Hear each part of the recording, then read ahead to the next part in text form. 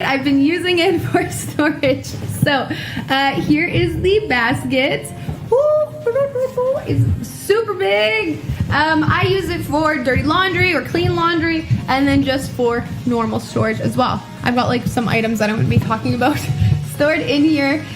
You've got some easy handles on each side for ease of toting, of course, as well as it's very sturdy, but you can see it's also like soft at the same time, which seems like an oxymoron, but it's somehow it's both.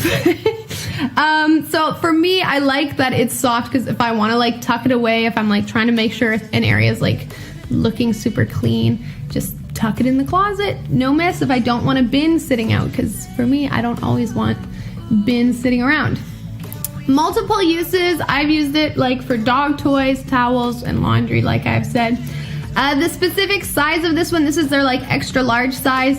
It is a 15.8 by 13.8. Yeah, so super large.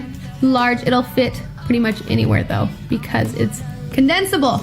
They really emphasize that it's like a chemical-free fabric, so safe to use for maybe like a baby's nursery or around pets, and maybe like, you know, creatures that chew things that they shouldn't.